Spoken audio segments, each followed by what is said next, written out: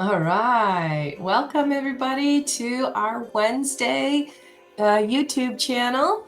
My name is Vanessa, and I am here with Rekla Learning Studios, and we are talking about Preschool the Finnish Way. Today is our third session on this topic.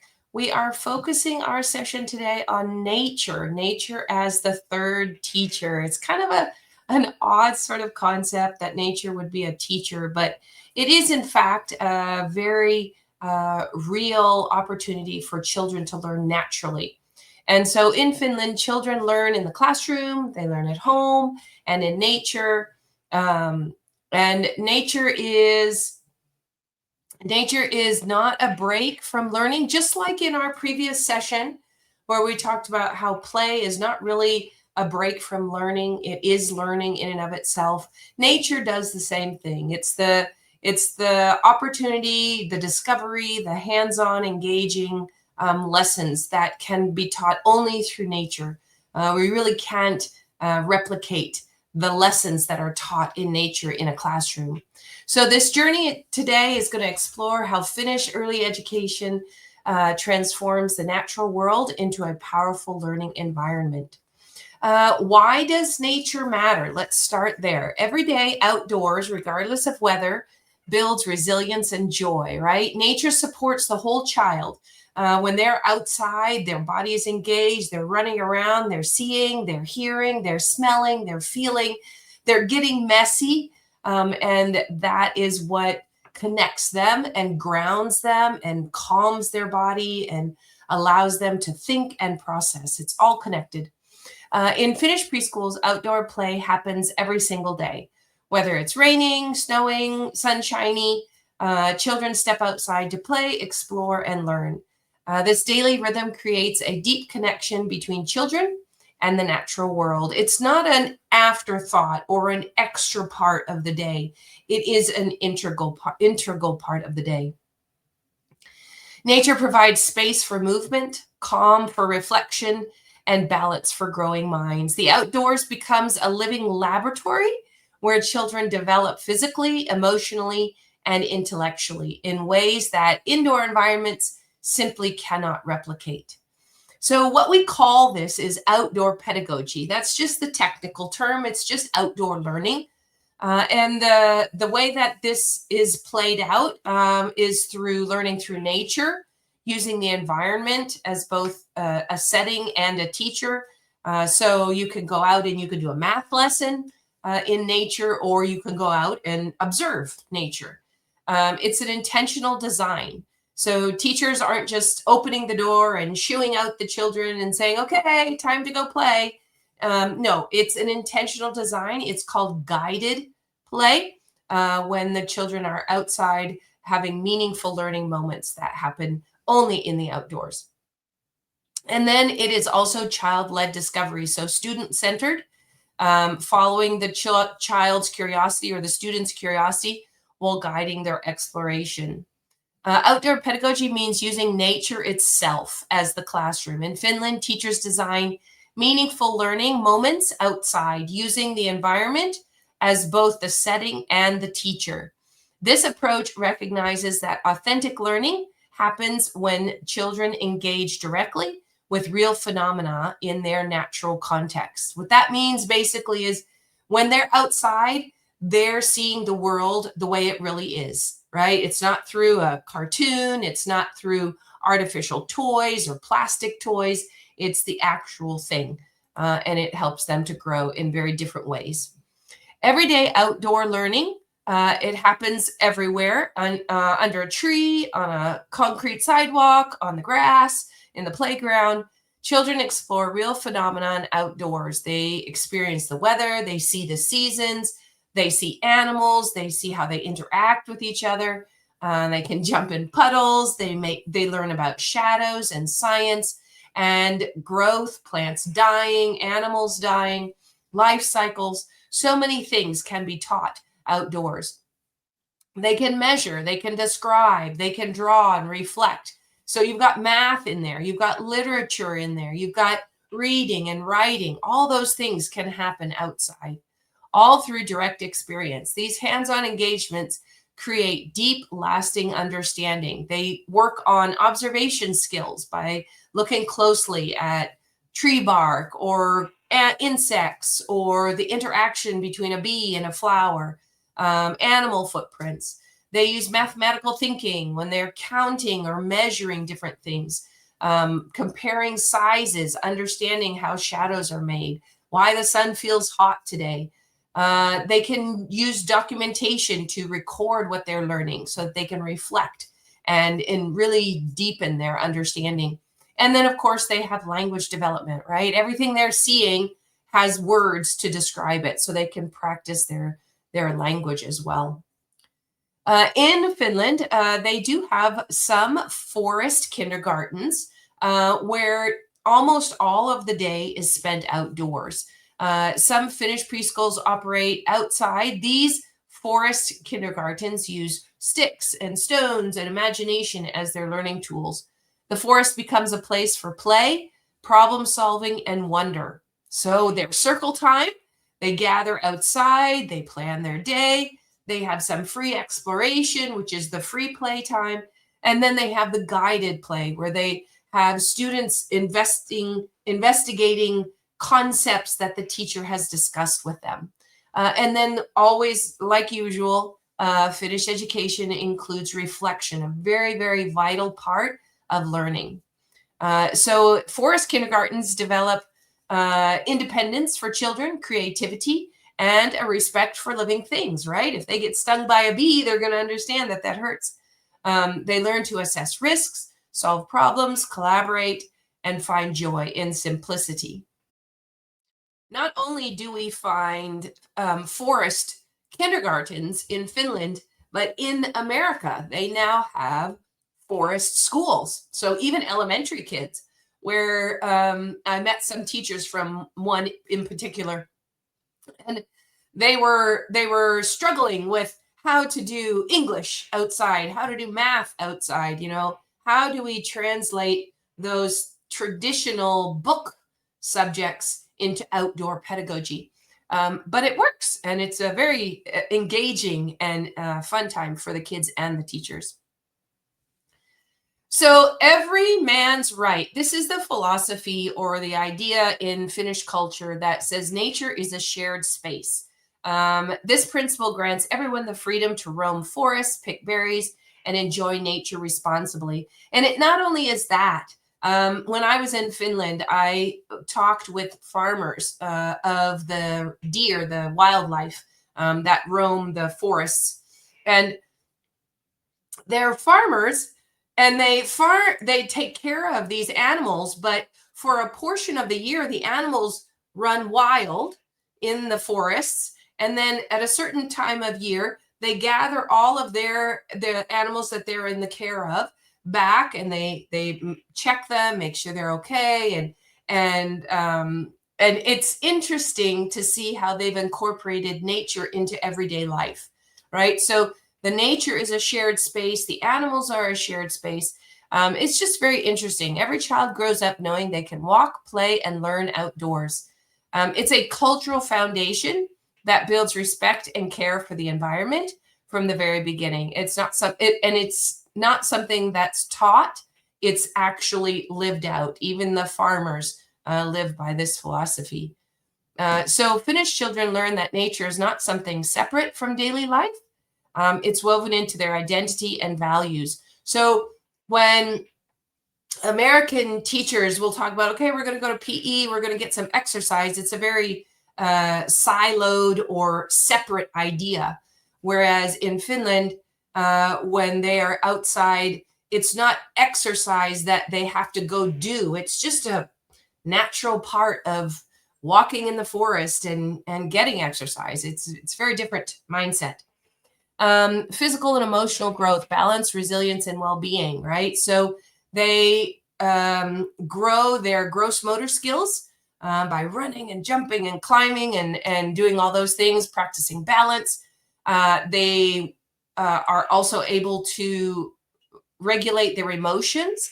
Nature is really interesting that way. It's called grounding, and I've talked about it in some of my other videos. Nature actually calms the nervous system. And it's time outside that helps to reduce that stress. And it improves your mood, it helps your concentration, so that when children are back inside, they can focus more easily. And then, of course, there's mental well being. Research shows that time outside improves focus, reduces anxiety, and increases happiness. So, the sensory richness of nature supports healthy brain development. A big part of children who are between the ages of 0 and 5, that's when their brains are exponentially growing. And so, we want to create positive environments, right, for their brains to grow in a healthy way. They also increase cognitive and creative skills in nature. So in nature, children become natural scientists, right? They use hands-on discovery. They experiment with sticks and stones. They experiment with hot and cold, and it creates wonder. It allows for experiments. When my children were young, they always liked making salad, right? And it was just a concoction of leaves and sticks and rocks and things, and they would pretend to feed it to our pet dog. But it engages their mind in so many creative ways. We also, children will also engage in social and moral learning, care, empathy, and cooperation. Empathy, caring about plants and helping them to grow, or animals. Cooperation, building together, figuring out how to design something with sticks. Environmental ethics, right? Learning how to take care of things and not harm things. Sustainability is also a part of that one. Responsibility, right? Understanding I am a part of nature. Nature is a part of me. I need to take care of it. And how do I do that? And then, of course, working together and collaborating with each other, social learning as well. In a preschool program that is outdoors, if you take your kids outside, you become a co-explorer, right? It's not necessarily a teaching time. It's a time where you can guide, you can become the facilitator or the co-explorer. You can observe with them, you can watch and listen to understand what they're thinking. You can encourage them and support curiosity. So it's a great opportunity for teachers to be able to step back and allow the students to really engage in areas that are interesting to them. So the best teachers, I like this quote, the best teachers are those who show you where to look, but they don't tell you what to see, right? That's a really neat quote. So there is no really bad weather to speak of when it comes to outdoor pedagogy, even in preschool. It's just a matter of properly dressing for the occasion. So Finnish educators see weather as part of the lesson. Dressing properly is part of independent training. So if they don't want to put on their jacket and they go outside, guess what? They're going to get cold, right? And they'll know that and they'll learn that. And then next time they will understand, oh yeah, I don't want to get cold this time, so I'm going to put my jacket on. Rain or snow teaches adaptability, resilience, and joy in simple moments. I don't know about you, but I love the rain. I love being in the rain. I love listening to the rain. It's just a very calming place for me. And other students might feel the same. Or the snow. I know that my daughter would spend all day in the snow if she could. Very calming and enjoyable place for her. So it's a practical preparation. Children learn to dress themselves in layers, choose appropriate gear, and prepare for the outdoors. It's a mindset shift. Weather isn't an obstacle, it's an opportunity. Rain creates puddles to explore and earthworms that come out. Snow invites building and tracking. Wind moves seeds and clouds. So again, science is built in. And it builds resilience. Learning to be comfortable in discomfort. It develops grit, flexibility, and confidence. It's easier to fail in nature because sometimes nature can be hard. And so this is a great opportunity for children to learn in this environment when not everything comes easily to them. So how can you as a teacher make nature your co-teacher, right? I have 3 simple ways to bring nature into learning. You don't need a forest to use outdoor pedagogy. Here are 3 simple strategies you can start with. Each approach is accessible, practical, and proven to enhance children's learning and well-being. So pretty simple. Go for a walk. Nature walk investigations, regular outdoor exploration. It doesn't have to be long, but it helps to ground, it helps to calm, it helps to break up the monotony of the 4 walls of a classroom. Having your circle time that you've integrated into your daily routine, have it outdoors. That's a nice way to let the kids come out. They're all coming in maybe from the beginning of the day, and they all can roam around while everybody's waiting. Once everyone's there, they can just start the day in the circle right there outside. Also, nature inside the classroom. This one is probably more accessible for most people, but bringing natural materials indoors for hands-on exploration. This will also provide a lot of learning if you cannot be physically outdoors with your children or your students. So nature walk investigations can help. You can explore and collect, you can sort and classify, you can observe and discuss. Lots of academic things that you can do outdoors in guided play. Outdoor circle time or storytelling. So you can use nature themes to tell stories as a group. You can work on songs or movement. You can mimic the wind or the leaves or the branches. And you can do weather observations. So again, you can look around and you can increase your vocabulary when it comes to weather during circle time. And then, of course, having a reflective moment. We always want to incorporate reflection into our day, especially with preschoolers, having them hear those concepts again and again to help them understand them. And then the last one, which I said earlier, nature inside the classroom, just bringing in supplies, creating a nature table where kids can naturally or freely explore different items, drawing it, feeling it, creating a story about it, engaging in it in some fashion will also be a benefit to your students. So bringing it all together, small steps make a big impact. Outdoor pedagogy is about rhythm and relationships, not resources. So you don't have to have a lot of it. It's okay if you don't. Whether you go outside once a week or bring nature inside daily, each step connects children to the world and strengthens their well-being. All right, so start. Excuse me. Start where you are. You don't need a forest, a schoolyard, a balcony, a windowsill garden can be a very easy starting point. Build consistency. So whether it's just once a week or every day, just make it consistent so that the students can begin to anticipate and understand the expectations. Follow the children. Again, allow them to be the guide. And then it's a hard one, but embrace all the weather. Make sure you've got notes going home to parents saying, hey, it's going to snow today. Bring proper clothing for your children so we can go exploring in the snow. So definitely making sure we don't cut out some of those seasons just because it's too hot or it's too cold. So our key takeaways are nature is our teacher. The natural environment provides authentic, engaging learning experiences that support the whole child. There's a cultural foundation in Finland that supports this outdoor pedagogy. There are practical applications. You can go outdoors or you can bring the outdoors in.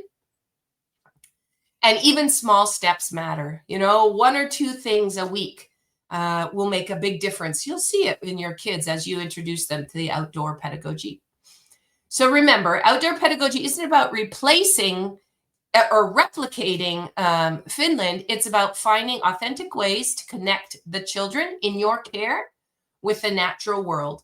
That's the great thing about Finnish education. There isn't a one size fits all. So whether you're in a hot climate or a cold climate, whether you're in a low resource classroom or have lots and lots of resources, Finnish education can adapt to your context. The primary goal is just to introduce and expose and allow your students to build curiosity, resilience, and wonder using outdoor pedagogy. So my reflection question for you, go ahead, share some comments in the video. How might you make nature a teacher in your setting? How could you take the outdoors and bring it into your classroom? Or what is one lesson that you might be able to take outdoors and allow the students to investigate on their own? All right, just one strategy. Go ahead, choose one strategy. I gave you 3. Choose one strategy from this presentation. Try it this week. Notice what happens. Small experiments lead to big transformation in how children experience learning. And if you do decide to give this a try, come back to the video and jot a note and share with us globally how it went, because we can learn from each other and benefit from each other's experiences. So next week, I will be unavailable to post my video. So we will skip next week, which means in 2 weeks, we will come back to our preschool video series, and we will be talking about social emotional learning and belonging. We'll explore how Finnish preschools nurture empathy, belonging, and community through daily social and emotional learning. You'll discover how small group dynamics, conflict resolution, and inclusive practices create environments where every child feels valued and connected. We will work on building empathy, creating belonging, and building in community. When children feel they belong, they're free to explore and take risks and grow. Well, that's the end of today's video. Thank you all for coming. And do drop me a comment below and tell me what you think of our series and what ideas you have for the next series. What would you like to hear about in Finnish education next? Take care.